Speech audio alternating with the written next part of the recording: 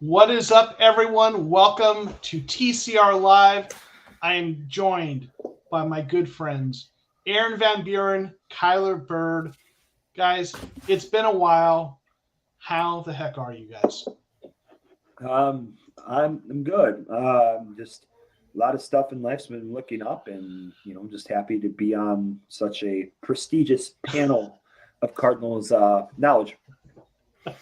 Yeah, definitely doing well. Been kind of enjoying an off season of taking a step back from having to worry about the next week's game all the time. But looking forward to next season is already very interesting to say the least. And it looks like it might be shaping up to be a long off season. So a lot of talk about.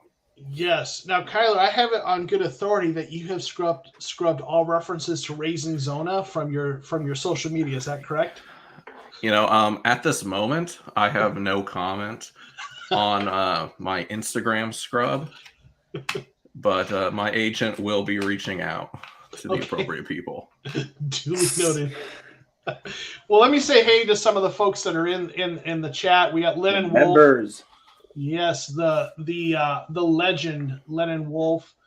We got Aiden. Every time there's a stream, I ask questions. I always feel like it's a press conference. That's fair.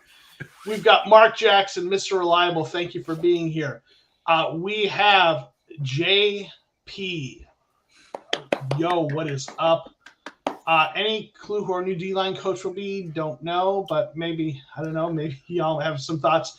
DJ Chark. It's not going to be Bill Davis. Yes. No, he's going to be our defensive coordinator, right? All right. So, it's interesting. When I messaged these two gentlemen, they'll test to it. I was like, hey, let's talk about how the Cardinals should approach the offseason. And maybe we might have to talk about this Kyler Murray thing, but hopefully not.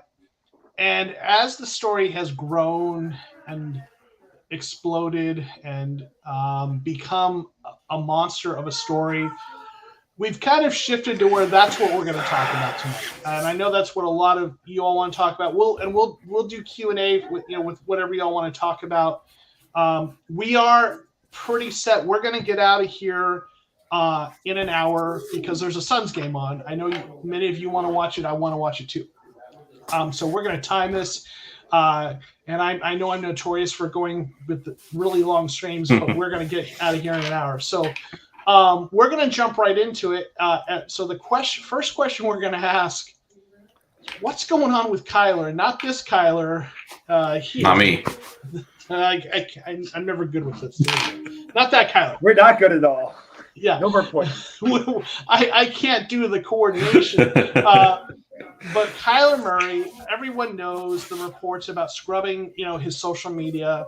And since it is your namesake, Kyler, why don't you get us started? What do you think is going on with this situation? Yeah, I think the simplest explanation is usually the one that you have to go with, right? And what it seems like the only reason to do that is something to do with a contract.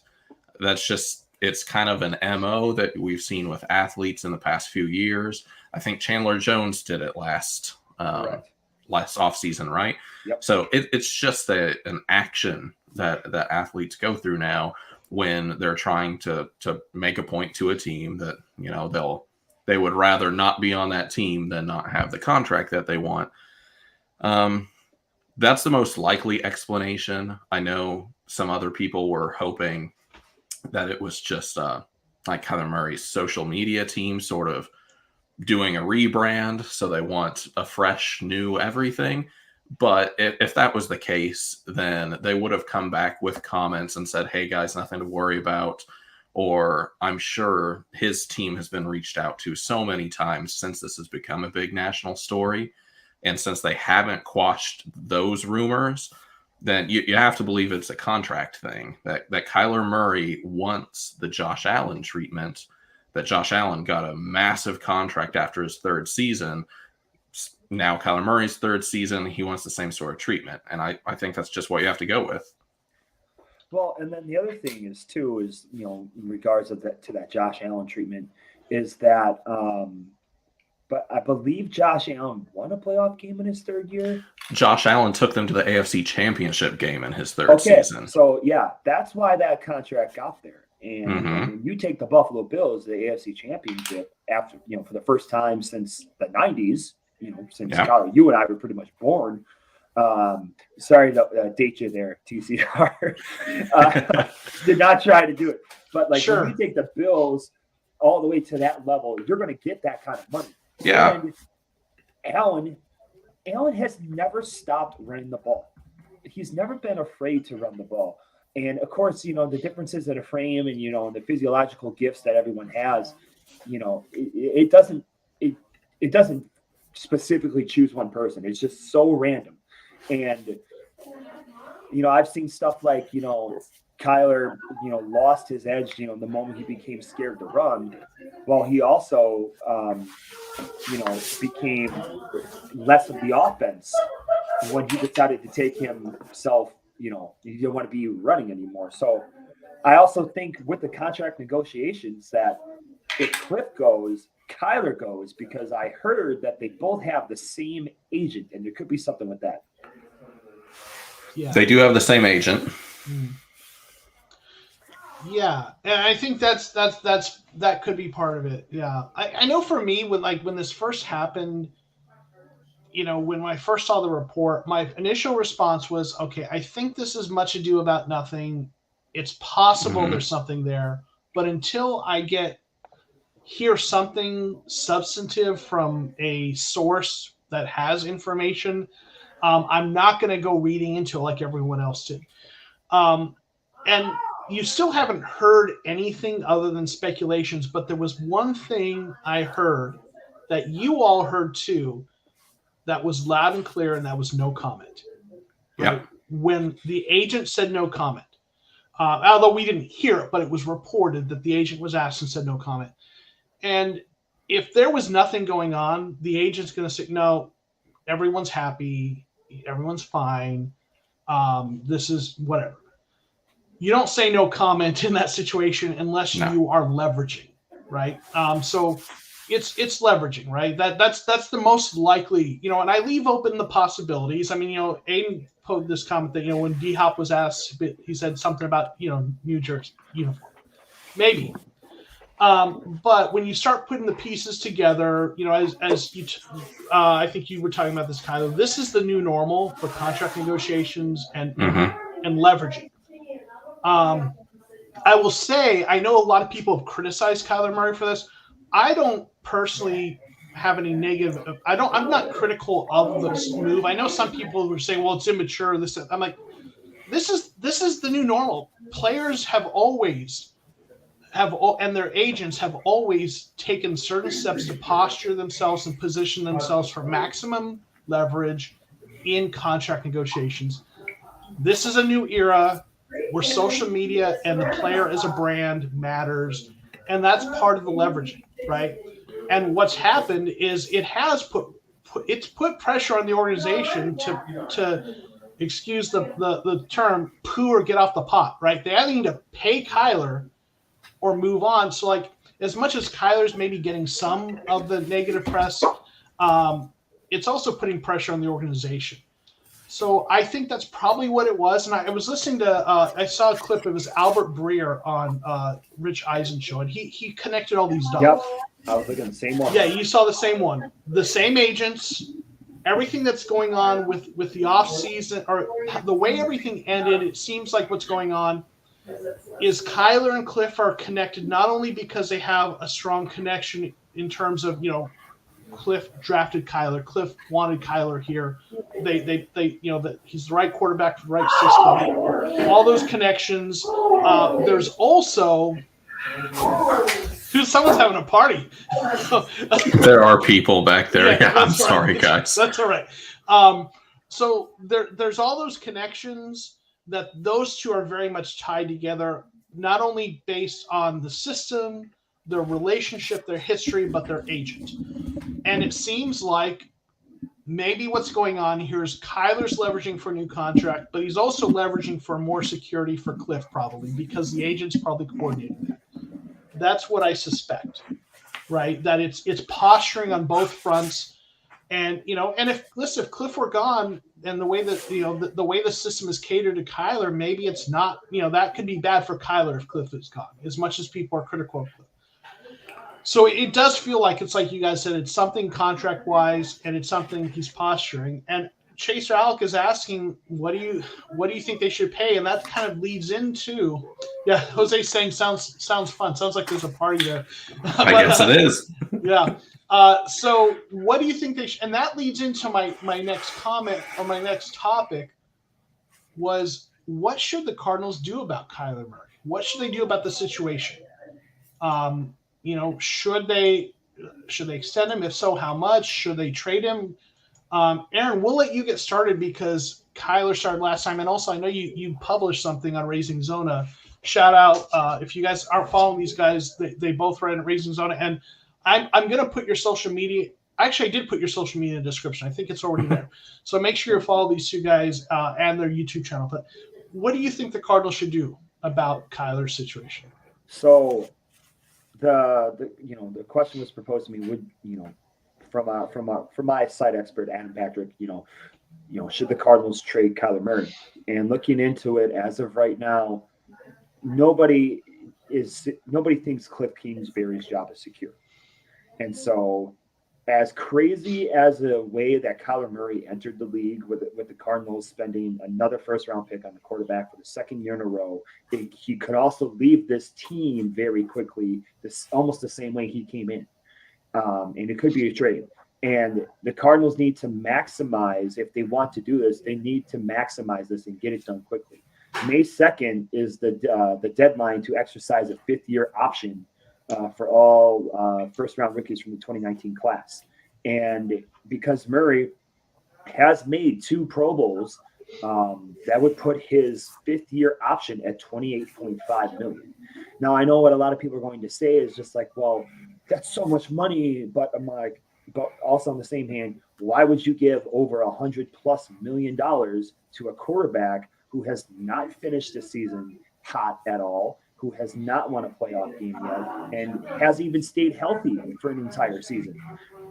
So trade, if the Cardinals could do a rare, NBA move with a sign and trade to somewhere where they get this year and then next year cheap for 2 years for someone on a quarterback needy team, and you do choose you want to move on from Cliff Kingsbury, then that's the way the Cardinals would have to go and blow it all. Okay. I think timing-wise, all of that's off. You can't move on from Cliff at this point. All of the major real head coaching candidates have been hired at other teams. Well, it's not like we got Cliff at the top of the pile either. They waited forever in 2019 to hire him. They did. And I do agree with the basic sentiment that Cliff and Kyler are probably pretty tied together. And I think they are in the minds of the organization, but that it's a 3-headed beast of Kyler, Kime, and Cliff. And it is like something I wrote at Raising Zona a few weeks ago, right before the wild card game, was we had to see some payoff from the risks of 2019. The whole 2019 offseason was a massive risk for the Cardinals organization that I respect even now. I respect quite a lot because it showed that Michael Bidwill was not going to be like his father, and he was going to do crazy things to try to get a winning culture in his franchise. So total respect. He did some risky stuff, and he hired a kind of unknown college coach and let him use a first-round pick and get the guy that he wanted. So you have given Cliff what he wanted, his initial want in Kyler. And you're not going to get rid of one of those without the other two. They're all so tied together. And with Cliff, it being too late in the head coaching search, Cliff has another year. You cannot have Cliff Kingsbury as your coach and not have Kyler Murray as your quarterback. So if this is a contract negotiation tactic from Kyler, the Cardinals are going to pay him. I don't know how much they're going to pay him, but they will pay him and they will extend him. I know Josh Allen's, for reference, was a 6-year, $258 million contract. That's a crazy amount of money and well-deserved for the guy who took the Bills from the bottom of the division all the way to a championship game. Kyler Murray hasn't done that yet, and I know that that's a big argument. And I, just like Aarron said, the thing that worries me about sinking that much money into him is he hasn't finished a complete season not banged up. Even his rookie year and his sophomore year, he didn't miss games, but he was banged up and not nearly as effective, right? After that Seattle injury and the Rams games, his rookie year too, when he was all banged up. He has not had a fully healthy year yet, but we've seen flashes of Josh Allen-ness.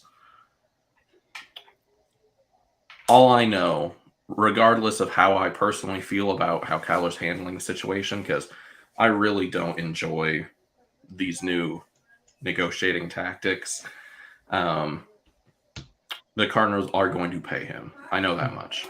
He is not going to walk, and they're not going to trade him.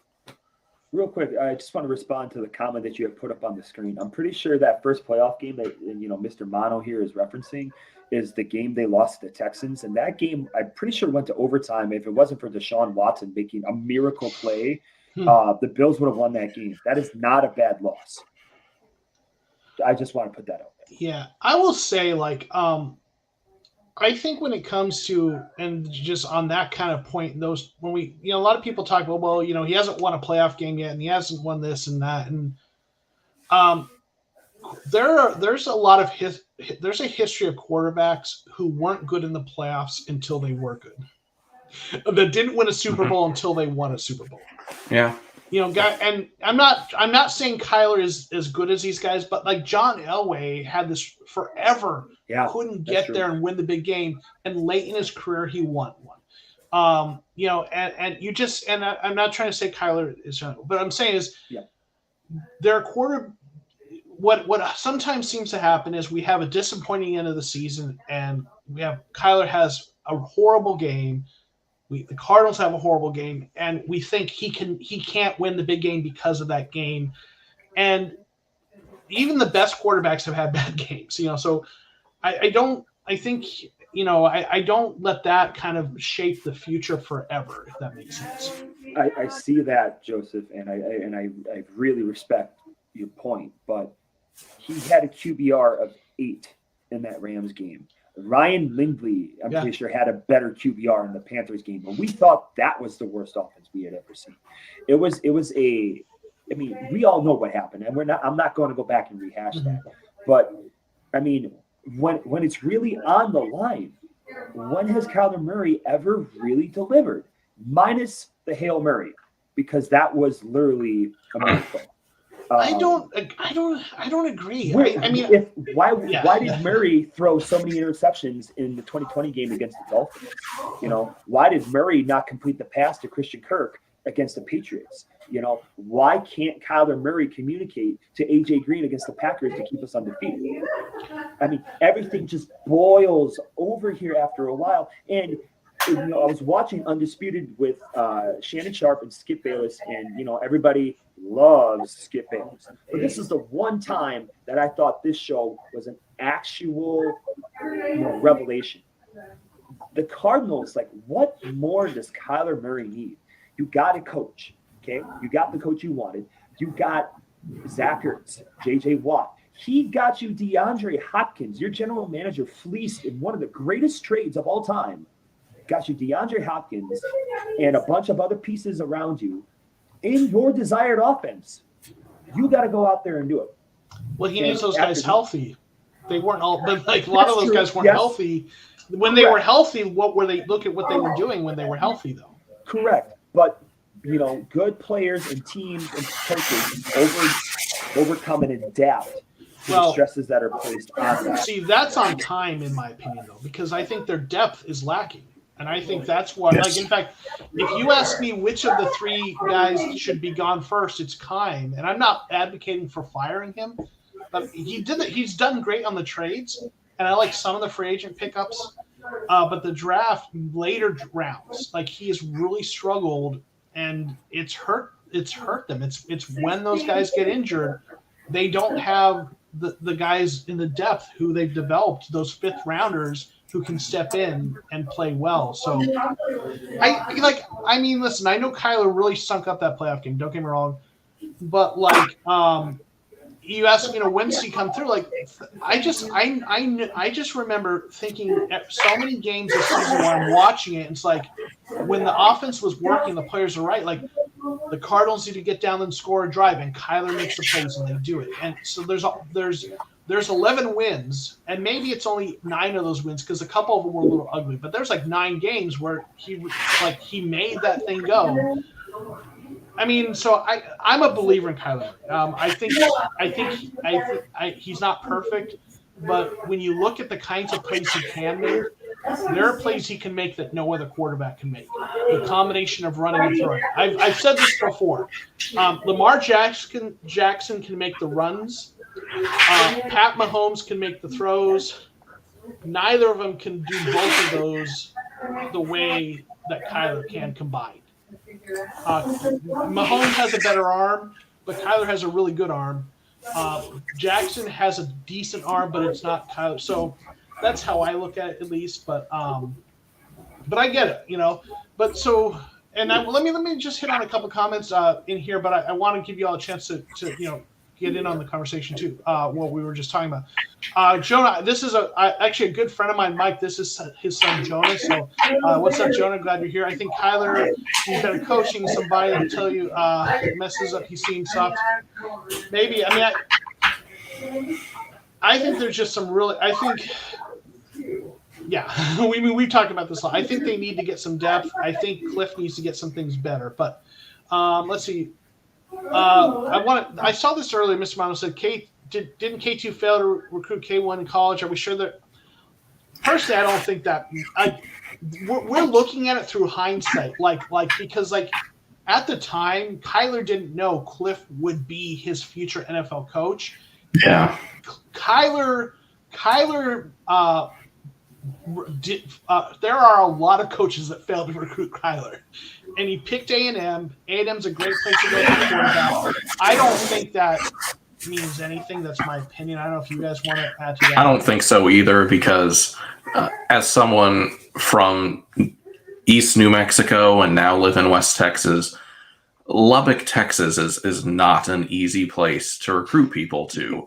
And if your choice is Texas A&M, a program with a really long tradition and a great college town, and then, I mean, he eventually went to Oklahoma, which is just a quarterback factory, then, I mean, that's pretty simple. And Patrick Mahomes and Kyler Murray, coming out of high school recruitment-wise, were just on different planes of existence. Kyler Murray is one of the greatest Texas high school football players of all time, right. And everyone knew that when he was playing. Patrick Mahomes was very, very good, and he went to Texas Tech and had a good time and is now what he is. But you wouldn't have known that based on high school, and Cliff Kingsbury not getting a player of Kyler Murray's caliber to Lubbock, Texas. I don't think that has any bearing on the situation at all. Yeah, I think so. And I also think that Kingsbury kind of pitched his way into the NFL because, I mean, hadn't Kingsbury just taken like the USC job or something, and he is just like, well, I would take Kyler Murray if I had the first overall pick, and then, or he had some sort of job at USC, and then he came to the Cardinals. So, I think Kingsbury used some sort of snake oil charm or whatever that references to get the job too. Yeah, I think So let me ask, and I think because I kind of talked a little bit about the depth. But how, and I don't want this whole thing to be talking. And I've talked to these two gentlemen about this before. I know there's a lot of people who their answer is how to fix this thing is fire Cliff. That's not happening right now. It seems like our reality is Cliff's going to probably be the coach for the next season. So like it or love it or hate it, that's what it is. But so I don't want this to be a whole Cliff bashing session. There's been plenty of that. There's a lot of that already out there. But who, like, when you look at that, I mean, I'm going to tell you, and I've already said, I actually think it's Kime. I think most of it's Kime because of the lack of depth. I get that. And the second, number 2 to me is Cliff, because there are some play calling issues, not calling enough runs early down. Some of the play calling bothered me. Detroit. But I think it's Kime first with the drafting and the lack of depth. It's Cliff second with some issues with the play calling. And to me, I'm a Kyler apologist. I know he got banged up, but he wasn't banged up. Well, maybe he's still a little bit, but he was pretty much mostly better by the end of the season. It was the rest of the team that's banged up. I think we'll talk about this more, but I'm pretty much in the boat of keep Kyler. But how do you guys rank who's responsible for the collapse? I'll go first. I'm going to say Kingsbury, just because there's just times where the proper thing to do is to run the bleeping ball. And what would happen? Oh, no, we're going to go 5 wide. We're going to go empty. And I don't care. We're going to do this 3 plays in a row. And then on 4th down and goal against the Lions, we'll try a run instead of right away when it should have. And so I think it's Cliff. No one is there to challenge him. And there's no one to be like, yo, this is a call that sucks. And in football, when you have, because I spent 2 years coaching high school, and I know that's not anything compared to the NFL, but coaching staffs have their own sort of way of checks and balances. Whereas, like, if you think you're going to do this, and then you usually have to run it by someone else, unless you are the top guy, which Cliff is. But if there was actually an offensive coordinator, which Cliff should be, then there would be a head coach to be like, no, bleep you, we're doing this, run the football. And that's what's missing, so I blame Cliff. And then to Ethan John Rivera for the cap space, according to Spoke Track, we have $2.7 million in cap space. Yeah, I was going to bring that one up after we got through this, and we'll talk about that. But yeah, they're going to have to make some moves to adjust some things, right? So yeah. Vizzo saying Kime 1, Cliff 2. Kyler, how do you rank the issues? I'm definitely going to come down with you, Joseph, on Kime being number 1, because his primary responsibility is building the team. And we saw in multiple positions the depth completely fail. The cornerbacks started the year off surprisingly well, even with Malcolm Butler's surprise retirement. But then that collapsed as soon as we had some early season injuries to Byron Murphy and Marco Wilson that sort of just lingered throughout the year. Cornerback became a huge position of need. Wide receiver, Mr. Mono, he also mentioned, you can't understate how important DeAndre Hopkins was. I agree that was a giant part of the second half collapse. The more I think about that season, because we were so happy when we got DeAndre Hopkins, right? He's one of the 1, 2, 3 best receivers in the NFL. And we kind of stopped talking about how important it was that he missed a really good part of the season.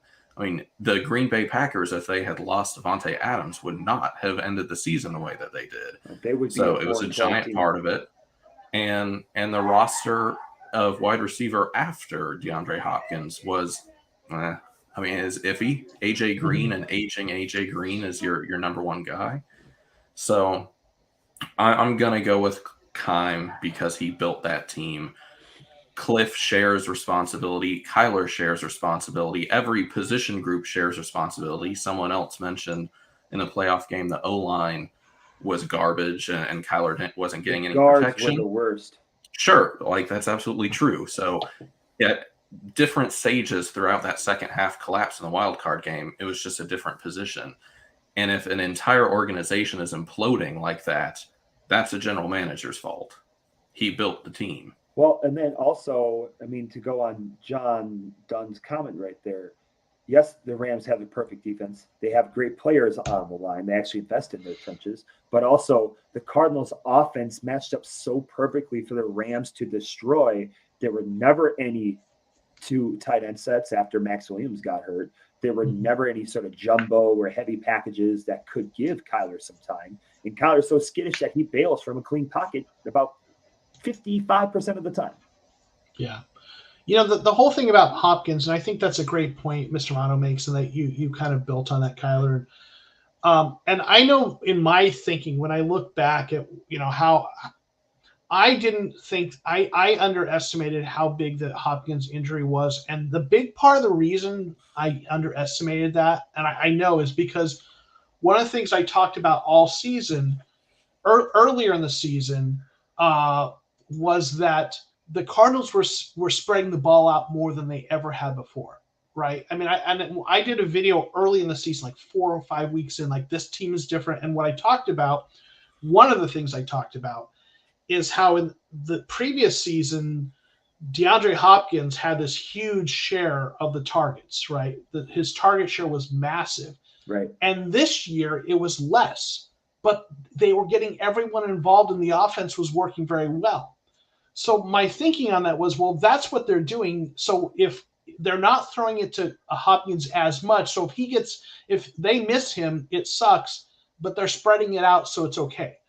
But I think I underestimated how much his absence, even if he's not getting as many targets, the role he plays and what he does, allows those other receivers to get open. Because now, when your number one receiver gets injured, the cornerback assignments slide down. So your number 2 receiver is going against the number 1 cornerback. Butler retiring didn't help either.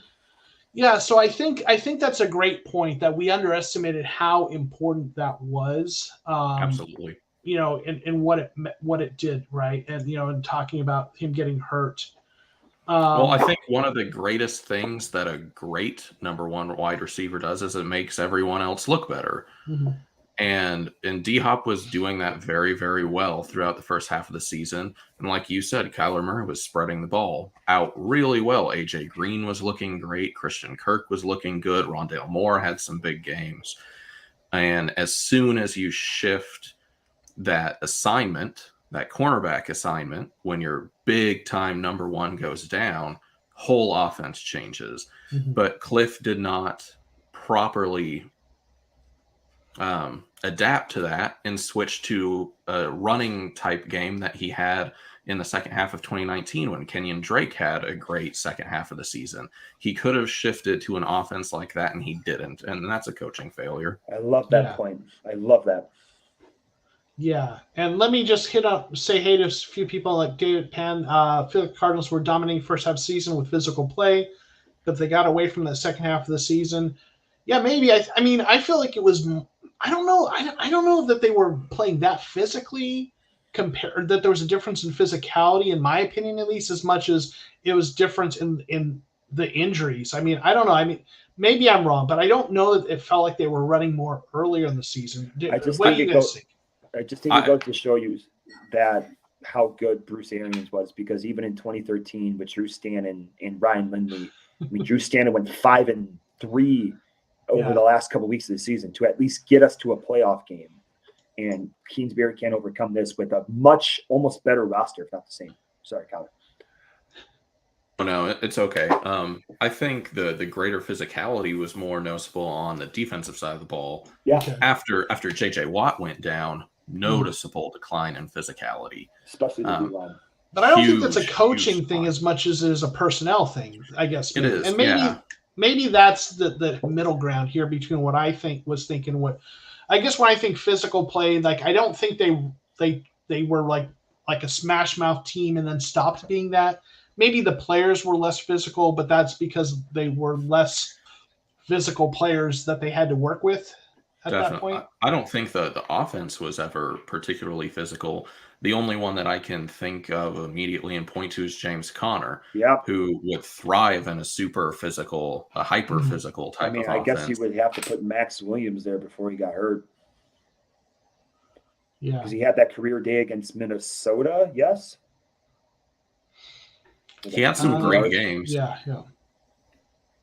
So, I mean, like, I don't know, is the kid the offense Max Williams? I mean, he's important. I think he's underrated. I mean, he's not a huge. I mean, he was catching the ball more, but he's a great blocker. So he matters, right? And you were talking about those jumbo sets. So, Paul G saying, I think it's all the above. Kyler needs competition. No one on the roster is a threat. We need competition for a job. I like Billy. Is that Western Kentucky in the draft third round time? I don't know. I mean, I respect. I don't know that you need your quarterback needs to have competition. I think that's the one position where you have a guy. Maybe I don't know. That's my opinion. Maybe, and it's okay to disagree with me, obviously. But yeah, I got one quick thing to say on that. Remember last year when Kyler got sort of called out for not posting his stuff on Instagram, and then how ironic Joe Burrow says, "Don't put your stuff on Instagram and go work in silence now." Well, that was the one thing that kind of lit Kyler under the butt and got us off to a 7-0 start. So I think Paul G may be onto something here. That got you 7 games just for like a reporter's comment in the offseason. You got someone breathing down your neck the entire season. That might actually kind of keep him higher up and be that angry Kyler on the field that we enjoy for the first 7 games of the season.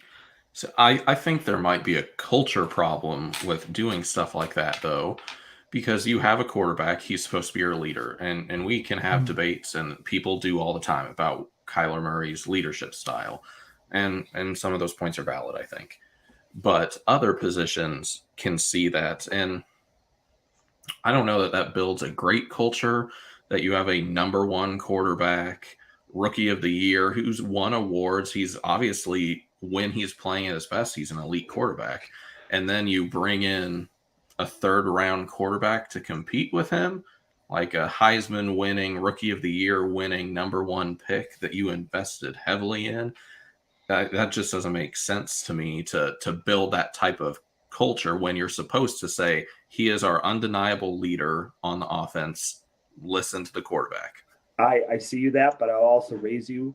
Look at what drafting quarterbacks did for the New England Patriots and the Green Bay Packers. When the Packers continually drafted quarterbacks, they shipped them off to someone who needed them. They developed them. They got picks. And, how many quarterbacks in the 90s were backups for the Packers, when they won Super Bowl 31? And then the Patriots look at all the ex-Patriot quarterbacks in the league right now. Jacoby Brissett, Jimmy Garoppolo. There's probably 1 or 2 other ones I'm missing right off the top of my head. But you can draft those guys, still provide a fire to your quarterback, and still keep him. So I don't hate that if your strategy is draft a guy to be a backup and also to be a very good backup if there's an injury. I don't think you do that to light a fire. I just don't think I'm with Kyle. I don't think the way you treat your quarterback is you make their job at risk. You have your quarterback, you commit to them. I don't mind drafting day 2 or most preferred like 3rd round or later quarterbacks once in a while to have them be your backup and then trade them as a draft capital sort of strategy, right? Because that absolutely, Philadelphia did that for a while too. We know because we got one of them, Kevin Cobb, right? So I don't mind that strategy if the idea is to have that backup quarterback who's a better backup quarterback than that undrafted free agent, and then trade him off. Yeah, I don't know. I do want to get to, though, what should the Cardinals do? I know we're getting into a lot of the stuff of the Cliff and Kyler in terms of what to do about them, but or particularly, who's the problem, and but I don't want to spend all of our time on that. So the question I want to kind of get to, which is the second question about what's going on with Kyler, is if it is a contract situation. Right? What should we do about him? Maybe we talked about that a little bit, but should they re-sign him? Should they trade him? If they re-sign him, should they do it now? Should they hold off? I mean, what should be the plan with what's going on? Well, I'm just looking at cap space for next year in 2023, and of course that's before we have an offseason, free agency, and everything like that. But in 2023, as of right now, untouched salary cap for Arizona is $131 million. So there's a lot to work with there. And, if you can find a way to backload those contracts and get money deferred into 2023, then maybe you do exercise the 5th-year option with Kyler and you go for broke. because after 5 years, if it's not working, then you have to hit the reset button. So I would say that's my initial take on that, and I would still stick, if they want to trade him like we talked about earlier, that it's totally doable and it's fine. We traded our first round pick the year prior to the Dolphins in order to basically kind of get Kyler Murray as the true number one quarterback on this team. So I rest my case. So do you think we trade? You think we build a roster and stick with him? Sorry, I want to make sure I'm following what your advice is or recommendation. Did you freeze? I think you froze for a second. Okay, I think so. Well, yeah, so I lagged. Oh, there you are. He's back. So I'm sorry. So keep him, trade him, sign him, don't sign him, wait it out. What's the executive summary? For me, I'm gonna go trade. Okay. Kyler, what are you doing? I don't absolutely hate the idea of exercising the 5th-year option and letting Keim mortgage some of the future and go crazy in free agency to have a one last chance in this period to actually win it. However, I think that takes trust at every level of the organization. You have to trust that Cliff Kingsbury is the coach that can win you the Super Bowl, that Steve Keim is the GM that can put a roster together that can win a Super Bowl, and that Kyler Murray is a quarterback that can win a Super Bowl. Now, I do think that regardless of what happens, they're going to go pretty hard next year in building a team that they think can win, harder than they went this year because of what the end results were, because there's some hot seat positions with Keim and Cliff, I think. However, the most likely scenario that I see happening, Kyler Murray is going to get paid. He just is. The Bidwell family and the organization as a whole has dealt with mediocre quarterback play for so long that just the fact that you drafted a young guy who's still very young, I think he's still 24 years old. Maybe he's 25 now, but I think he's 24. Like, you have a guy that's super young that can play for you for 10 more years.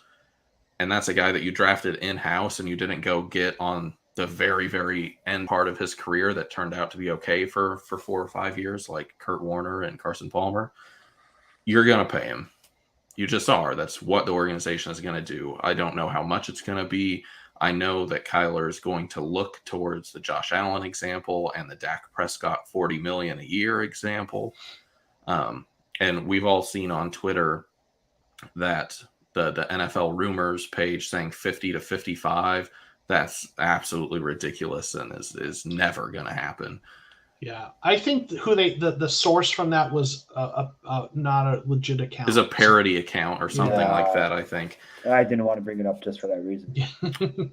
But is he going to get paid a lot of money per year? Yeah. The one thing I don't know is how many years that the contract would be. I don't know if they're going to have so much faith like Josh Allen to sign him to a 6-year deal. Maybe they sign him to a 4-year deal and then you reevaluate from there. But he's going to get paid, and he's going to be a Cardinal in August and September. I cannot see the organization switching or turning face that quickly from another giant risk that they took just 3 years ago in 19. They can't do that for the sake of the PR of the organization. You can't keep doing that and have any respect in the NFL. You know, the Cardinals, when they traded away Josh Rosen and drafted Kyler Murray the next year, obviously there were raised eyebrows, but in the year or two that followed that, the Cardinals organization has actually been praised by a lot of people for having the courage, whatever you want to call it, to take that risk. It was a tough call, but to cut their losses. And in hindsight, Josh Rosen hasn't been able to he's a backup for Atlanta right now, and he hasn't been able to do anything. So the Cardinals organization has drawn some praise for their willingness to do something risky when they needed to. But if they traded Kyler Murray who has looked like a very good quarterback. I get there's the concerns, the injury, the melt, whatever, but he's looked like a Pro Bowl quarterback at points. And they would go from, if you couple that with the fact that they cut bait on Rosen, then it's going to shift from getting praised for having the courage to take that move to these guys are bailing on people too quickly as a pattern, right? So I think you can't do that a second time, in my opinion. I think Mr. Aarron, Mono had a good point on it would send a bad message to future players. It sends a bad message to free agent players. yes. If this franchise continually every 3 years just says, nah, you're not the guy, get out, that you're not building a culture that's respected by other players. But also at the same time, you're a first overall draft pick. You're supposed to make this change. And this whole, kind of going back to the whole thing from Undisputed is that what else does Kyler Murray really need? We've given him everything, almost all the keys of the Ferrari minus the second wide receiver. You have to go out there and you got to elevate yourself. And I really want to shout out a comment I saw, Wolf Langus, or I believe is how you say it, up above. It was around it was actually quite a while ago. I had at 8:33 in the chat stream there, TCR. But, Wolf, you really killed this here on the offense.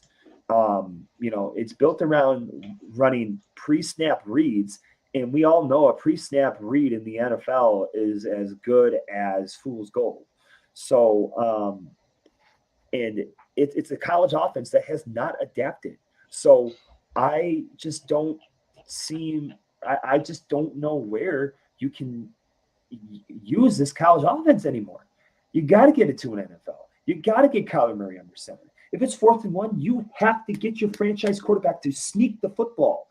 I mean, yeah, I know maybe not in week 2 or anything, but when it's week 13, 14, 15 in your playoffs and your season is on the line, you got to be out there. You got to be, getting first down, pumping up the crowd, whatever it is to get the job done.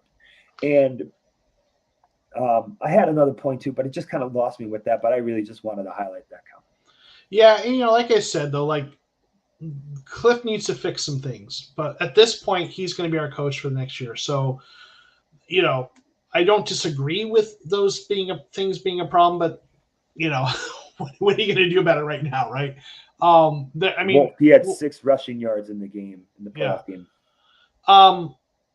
So Kyler, you're saying he's going to get paid, though. Kyler Murray's going to get paid, and I agree with that. I'm a Kyler Murray believer. I hear the critiques. I am too. Yeah, I've seen the critiques. I hear the critiques. But I've also seen the arm talent. The arm talent is elite. What he can do with his arms is elite, and the leg talent is elite. There are some mistakes, but we're not talking about a guy who throws 20 interceptions either. I mean, he throws some badly timed interceptions. Don't get me wrong, but he also, when things were going well, had some stretches where he didn't throw interceptions for a while. And some of that also, though, there were some bad situations, right? In terms of you talk about when the defense or the offense and the defense both kind of play off each other, and the Cardinals were, there was that pick, that the worst play of the season, that pick 6 when he was in the end zone trying to avoid a safety, he tossed. That was bad play, no doubt. He also was in a really bad situation to have to do that, right? Let me just real quick address it. Danny, Joseph TCR, where have you been? You just feel like some kind. Yeah, a couple of things. I was talking to these guys before we went live. A little bit of it's the end of the season. I needed a break. A little bit of, if you haven't noticed, I'm in a different space. The guitars will be back up eventually, but I moved my studio to a different room, got a new camera, got a new computer, built a new computer actually. So a lot of transition, but I'm back. We're going to be, I kind of took the season was over, a little bit of a break. Now we're going to get back and get into the off season. So yes, I'm back. And then, I'm guessing you were chuckling at that, Aarron, right? Yep. Yeah. I mean, maybe he could play. Was he a shortstop or center fielder? I don't know. I'll take him on my Brewers, though. Shortstop. Was he a shortstop? Okay. So anyway, yes. And then, he's saying Cardinals have been protection of middle guard. Yeah, I mean, listen. Thank you. But I think, but just to kind of give my thought, thank you. Yeah, for what I paid for it, it looked amazing, but I thank you. I appreciate that. I think what the Cardinals need to do is you need to sign. I do think you sign him to an extension. I know there was a question earlier. Could you sign him in a way where it doesn't hit the cap now? And I think you could. Like Patrick Mahomes, basically. Yeah, that's where if he's on the roster every year, that it would fully guarantee his contract. I think I have to imagine, I'm not a capologist, but I have to imagine what you can do is you can sign an extension where his base salary for the next couple years, or at least the next year, is what it would have been, but with the way the bonuses and everything works out and it's back. Yeah, I think there's absolutely a way to do that. So yes, I think you have to, right? I think I've fully come to terms with. I just don't believe that the cap exists anymore. It's a myth. Like it's a myth. It's fake news. The Rams, the Saints, everyone's doing whatever they want, and they're finding a way to do it. The Packers ain't going to be doing what the heck they want anymore. I'm going to tell you that much. But let me say, and I think we were talking about Kyler and Cliff earlier too. It's like, one thing I feel absolutely adamant about, there is no way that you trade Kyler and keep Cliff. That makes zero sense. Cliff needs, if you're giving Cliff another year, you need Kyler as the quarterback. Cliff needs Kyler. Kyler benefits from Cliff's offense, but I think Kyler can play in other offenses. But so at the same time, though, 100%. Cliff has only ever coached Kyler-ish kind of quarterbacks. Baker Mayfield and then Patrick Mahomes, these skittish on-the-run passers.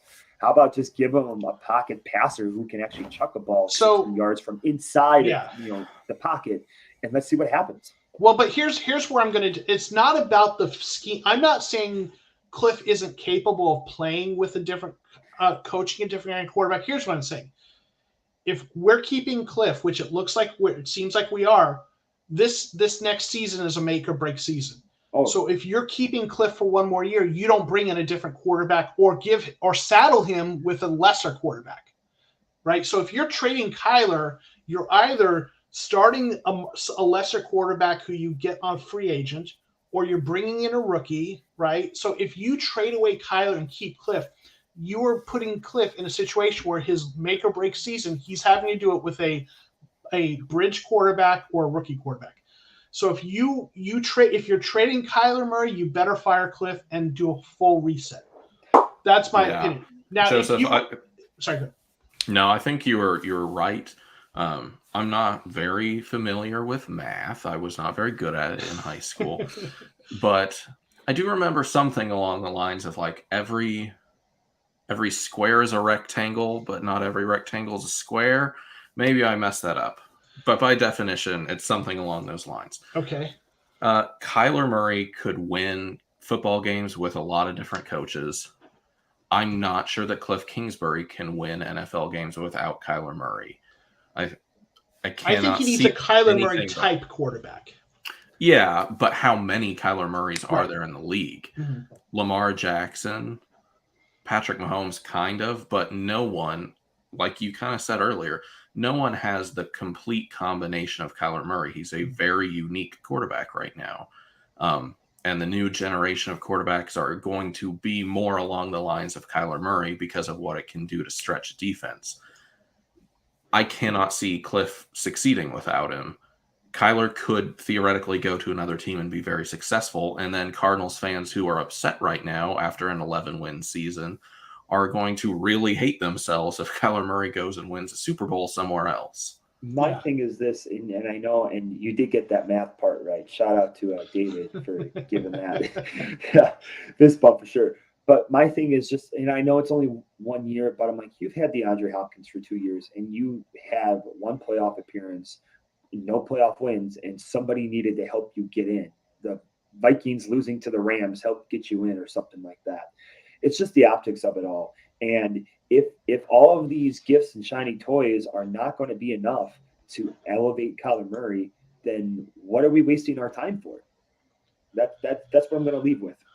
I think the problem is not the top line star count, it's the depth. And I think if we fix the depth, I think we can win with him. I mean that I know we're running short on time because I promised to get us out of here in an hour, and we'll talk about this more. And in fact, I think next time we're hoping to do this next week, we'll probably get into a lot of that. I do want to address it. I try to make sure I at least acknowledge every person in chat once. I missed you. I apologize. Kirk's legacy. Do you think Eno Benjamin will be a starting running back? And then he asked it a different way because we didn't answer it yet. Who will be a starting? I think there's a 50% chance that Eno is part of the rotation, that we bring back one of the two guys we have, and then Eno plugs in there as the partner to that. I think there's a chance, but I think maybe they bring back. I think they bring back Connor, and then maybe have Eno and Connor, but we'll see, right? Yeah, and I would love for Eno to have more playing time. Kyler, if anybody knows how long I've been banging the table on that, but it's just it took this long. I don't see him being the starting running back next year. Maybe a running back too if Edmonds go. I just see kind of like a skinnier version of Stephon Taylor back in the day in 2012, 2013, who had some nice plays, but the Cardinals never really invested in him, and that may end up being Eno's fate. Yeah. What do you think, Kyler? I would be very comfortable with, if you can only keep one of James Conner and Chase Edmonds, I think it's a no-brainer. You take James Conner. Oh, easily. And you let Chase Edmonds walk. And if Benjamin's still on the roster and you still have schemes that require that sort of very different running styles of Conner and a Chase Edmonds, Benjamin type player, then he's very serviceable for that role. You know that James Conner is going to be your touchdown guy. He's going to be a red zone guy. So for all the other uses that Chase Edmonds had this year, Benjamin was a great receiving back in college. And I think he has the skills to be a very serviceable number two. And I'd honestly love for that to happen. I loved him at ASU. I'd love for him to be successful with the Cardinals. And to your point, and I totally agree with you, and I think I've said this multiple times, I think it's easier to find other running backs that are like Chase Edmonds in the draft and out there than it is to find other running backs like James Conner. I want to get us out of here in 2 minutes, so let me just acknowledge a couple of things, and I'll give you guys a chance to say a shout-out. First, hey, CG, thanks for being here. Appreciate you, man. Real quick, do we keep Ertz or Max Williams? I think we definitely bring Max Williams back, and we try to bring Ertz back. That's my opinion. Yeah, I think Williams is cheaper, and he does some really nice things blocking. He's showed to be a capable receiver, but we'll see. And then Greg Dortch thoughts. I think I like Greg Dortch. No, terrible punt returner. I do not like him. Well, I like him as a slot receiver. He looked good when he got the ball. What I think is if Christian Kirk moves on, I think you go with your slot receivers of Rondale Moore and Greg Dortch and maybe bring in someone else because I actually think he looked good. But I promise to get us all out of here in time. So if you guys, I'll want to give you guys each a quick minute to tell everyone where to find you. Thank you everyone in the chat who's been here. So we'll let Kyler start. And just tell everyone where to find you and say your parting shot, and then Aarron, and then we'll get out of here. Definitely. Appreciate you having me on again. I always really enjoy it. Like you can see in my little name card here, you can find me on Twitter at azcard_birdseye. I'm pretty active there. I was really happy to pass 1,000 followers this past week. And I started that last March, and it's been really fun to talk to you guys there on Twitter. So I enjoy that. So please go interact with me there.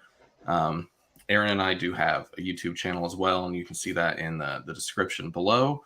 And like Aarron, I do write for Raising Zona. So if you're looking for Cardinals content, we both write on that site. You can go and find us. And yeah, I really appreciate talking to you guys. Joseph has such a great audience that's super interactive. So it's always a blast. Yeah, and thanks again, TCR, for having us both on. It's been a while, and My Twitter handle is down below. My Twitter is a little more towards my main job and like strength and conditioning. So if you ever are interested in that, you can go and check me out there. But I do drop a little bits of Cardinals here and there. And that's why I use the podcast and YouTube for that as well. If there's anything I would like to leave you guys with the message with is just enjoy the heck out of the Super Bowl here, because then we're going to go into 7 months or whatever it is of just non-NFL football. And I know the XFL is coming back. I even watch Canadian football, go BC Lions. If I get desperate enough for some football, enjoy the heck out of this game, enjoy all the food. And if you're going to drink, get a ride or an Uber, or just be smart. Don't do something stupid. Awesome.